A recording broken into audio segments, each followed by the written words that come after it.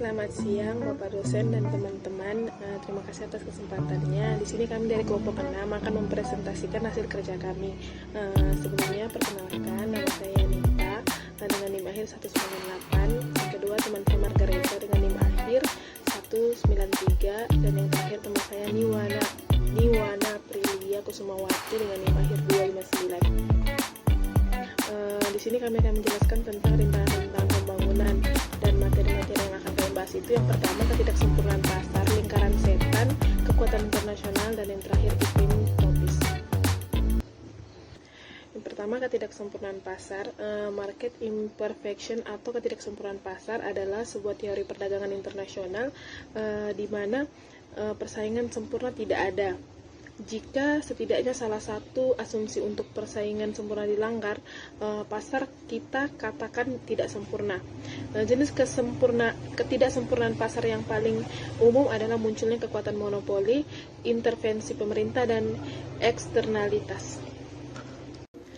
Adanya unsur ketidaksempurnaan pasar disebabkan oleh perkembangan ekspor tidak menciptakan perkembangan yang cukup laju pada sektor-sektor ekonomi lainnya. Seperti faktor yang pertama, mobilitas. Mobilitas itu adalah perpindahan posisi atau kedudukan seseorang atau kelompok orang dari satu lapisan ke lapisan yang lain. Yang kedua, ada produk yang terbatas. Yang ketiga, tingkat pendidikan masyarakat sangat rendah. Yang keempat, kurangnya perkembangan teknologi. Yang kelima, kurangnya tenaga wirausaha. Dan seterusnya saya akan bahas tentang lingkaran setan. Lingkaran setan kemiskinan adalah suatu keadaan-keadaan yang saling mempengaruhi di mana dapat menimbulkan suatu negara atau seseorang miskin dan akan sulit untuk mencapai tingkat pembangunan yang lebih tinggi atau bangkit dari kemiskinannya. Keadaan-keadaan tersebut meliputi faktor pendidikan di mana apabila tingkat pendidikan rendah maka pengetahuan rendah. Faktor pendapatan di mana pendapatan rendah berakibat tabungan rendah, bahkan bisa tidak memiliki tabungan dan modal rendah. Kemudian faktor kesehatan di mana tingkat konsumsi rendah berakibat gizi rendah dan kesehatan rendah. Dari semua faktor tersebut akan saling berkaitan dengan mengakibatkan akan sulitnya keluar dari lingkaran setan kemiskinan. Selanjutnya akan dijelaskan oleh teman saya. Terima kasih. Baik, perkenalkan nama saya Niwana Prilia Kusumawati, NIM 19075111259. Baik, di sini saya akan menjelaskan cara memutuskan lingkaran setan kemiskinan dalam pembangunan adalah dengan ada kerjasama masyarakat, negara, dan pemerintahan dalam mengatasi masalah ini. Yang pertama itu, cara pertama yang harus dilakukan adalah dengan memberikan tingkat pendidikan yang bermutu kepada masyarakat agar kebodohan masyarakat dapat dikurangi di negara sedang berkembang. Yang kedua adalah pemerintahan harus memberikan bantuan modal kepada pengusaha kecil agar pengusaha kecil bisa mengembangkan usahanya dan juga dapat menciptakan produk-produk yang berkualitas agar bisa bersaing dengan produk negara asing. Yang ketiga itu adalah negara sedang berkembang harus menghapuskan budaya korupsi, sebab budaya itu sangat menyiksa negara sedang berkembang, karena budaya itu merupakan faktor yang juga berperan penting dalam terciptanya lingkar setan kemiskinan pembangunan. Selanjutnya, saya di sini akan menjelaskan tentang kekuatan internasional. Kekuatan internasional ini dibagi menjadi 4, yaitu yang pertama itu ada kekuatan hukum, yaitu bisnis internasional dipengaruhi oleh beribu-ribu undang-undang dan peraturan yang dikeluarkan oleh negara, bagian negara, dan organisasi-organisasi internasional. Beberapa dari undang-undang dan peraturan tersebut saling berlawanan, sementara yang sebagian dari mengurangi kemampuan perusahaan untuk bersaing dengan perusahaan-perusahaan asing. Perusahaan yang ingin melakukan suatu di negara lain sangat berkepentingan untuk mengetahui di suatu negara. Yang kedua itu adalah kekuatan hukum internasional. Hukum internasional ini dibagi menjadi 2, yaitu hukum tradisional publik, yaitu hukum atau pemerintahan. Yang kedua itu adalah hukum internasional swasta, yaitu hukum yang mengatur transaksi dari para individu dan perusahaan yang melintasi perbatasan internasional. Yang ketiga itu ada perdagangan luar negeri.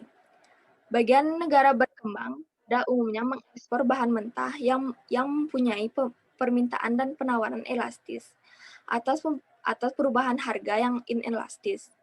Jadi, apabila harga barang di luar negeri naik atau turun, jumlah yang ditawarkan tidak dapat ditambahkan ataupun dikurangi. Hal tersebut sangat merugikan negara miskin yang mengekspor bahan mentah.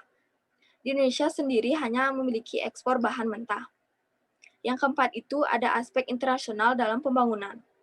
Pembangunan ekonomi akan mengakibatkan perubahan dalam mengkomposisikan perdagangan internasional. Pembangunan negara yang sedang berkembang biasanya akan diikuti dengan kenaikan impor bagi negara tersebut. Berkembangnya investasi dicerminkan oleh kenaikan permintaan barang untuk investasi. Baik, selanjutnya saya Margareta 5 akhir 193 akan menjelaskan materi yang keempat, yaitu iklim tropis. Iklim merupakan kondisi cuaca rata-rata secara tahunan yang mencakup wilayah yang relatif luas. Tropis dapat diartikan sebagai suatu daerah yang terletak di antara garis isoterm di bumi bagian utara dan selatan.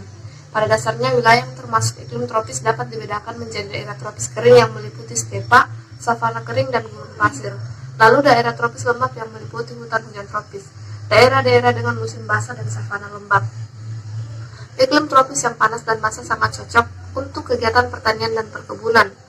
Daerah-daerah tropis di kawasan Asia Tenggara dapat memanfaatkan sumber daya alam di laut berupa bahan tambang, minyak bumi, gas alam, garam, dan protein hewani.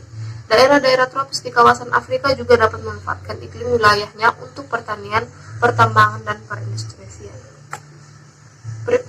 Kemudian ada pun alasan mengapa iklim tropis menjadi rintangan dalam pembangunan. Yang pertama itu kurangnya usaha manusia.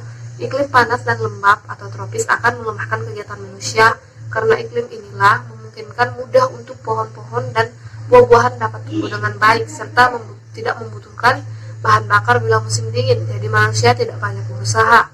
Berbeda dengan iklim dingin. Yang kedua adalah banyaknya penyakit. Misalnya Selat Panama terdapat penyakit kuning dan malaria, maka di daerah tersebut belum diberantas penyakit kuning, malaria, dan sebagainya. Masalah yang dihadapi ini adalah kesulitan yang menyebabkan hambatan pembangunan ekonomi. Yang ketiga adalah pertanian yang tidak menguntungkan. Iklim tropis telah membuat kesuburan, tetapi karena pertumbuhan penduduk lebih cepat, maka harus diadakan pengerjaan pertanian dengan cara yang sistematis. Sebaliknya, karena hujan turun terlalu banyak, yang akan melakukan zat-zat yang diperlukan untuk kesuburan tanah, sehingga tanah yang ada menjadi miskin.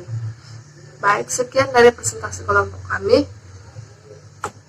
Terima kasih.